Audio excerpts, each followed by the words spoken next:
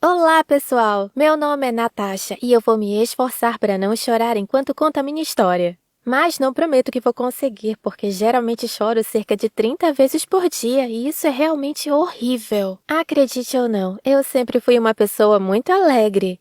Adoro me divertir. Agradeço todo dia ao universo pelo que tenho e amo a minha vida. Resumindo, sou uma pessoa muito otimista, mas o meu choro não condiz nada com meu perfil psicológico. Mas calma que eu já vou te explicar tudinho. Quando eu era pequena, quase não chorava. Eu vivia sorrindo. Na verdade, eu era uma criança maravilhosa, o sonho de qualquer pai. Eu era muito esperta e procurava ver sempre o lado positivo da vida. Por isso, sempre tive muitos amigos e apenas pessoas boas ao meu redor. Mas teve um dia que eu comecei a chorar muito. Isso aconteceu quando minhas amigas decidiram fazer uma surpresa para mim.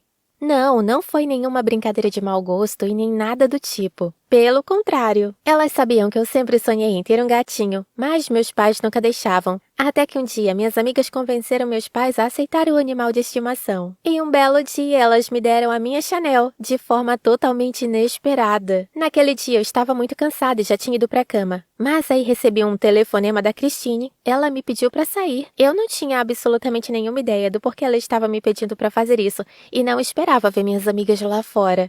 E foi então que ela me entregou o gatinho. Aquilo foi tão inesperado que comecei a gritar e depois a chorar. É claro que de alegria. Eu imediatamente disse que o nome daquela gatinha linda seria Chanel. E daquele momento em diante seria a minha mascote. Mas as lágrimas de felicidade não desapareceram, nem depois de uma hora e nem no dia seguinte. Então, de manhã, meus pais me levaram ao hospital. Era preciso saber o que estava acontecendo. Ao chegar no hospital, logo me deram algum tipo de injeção e depois adormeci. Eu fiquei dormindo quase o dia todo, e assim que acordei, comecei a chorar de novo, como se tivesse vivido algum tipo de tragédia. Ninguém conseguia entender o que estava acontecendo comigo, e meus pais começaram a culpar a Chanel por tudo.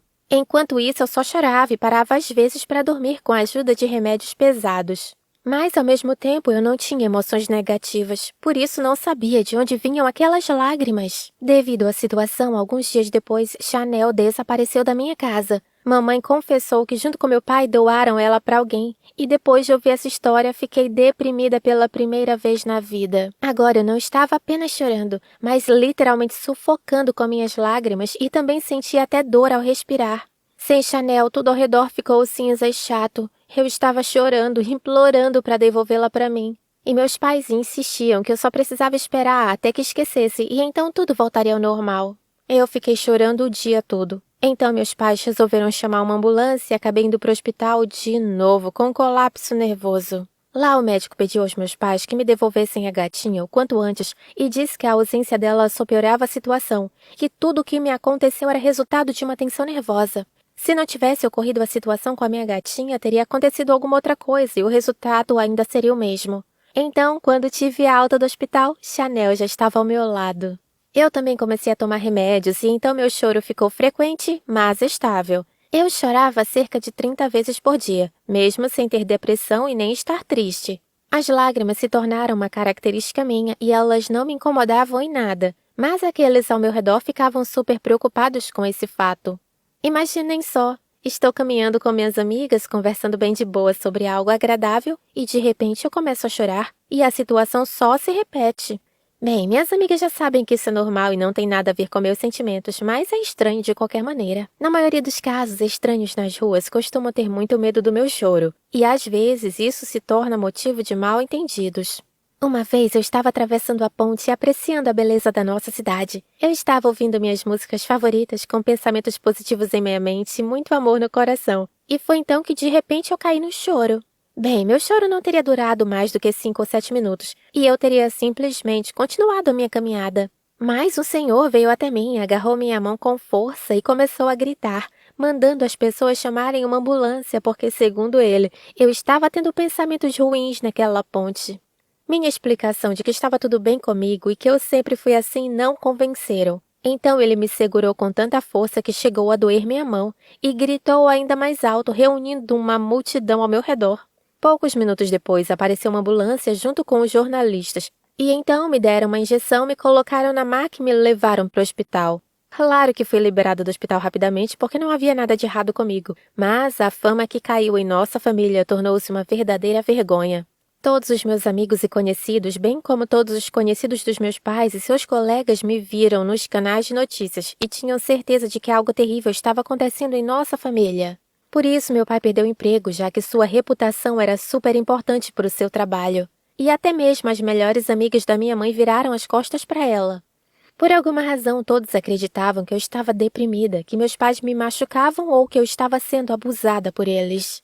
Para nossa família, isso se tornou um pesadelo. Tudo dava errado e até mesmo os nossos vizinhos pararam de nos cumprimentar e sempre nos olhavam como se fôssemos loucos. E isso não é o pior, porque assim que saíamos de casa, todos os estranhos nos reconheciam como protagonistas daquele noticiário. Uma vez, depois da vergonha que passamos, meus pais e eu estávamos em um supermercado e lá, como sempre, começou minha onda de choro, se é que se pode chamar assim.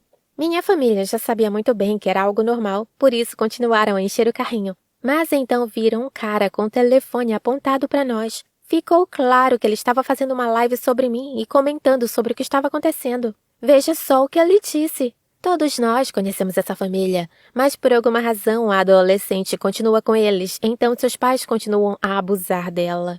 Após ouvir isso, meu pai foi até ele e disse para o cara parar de filmar, mas não adiantou.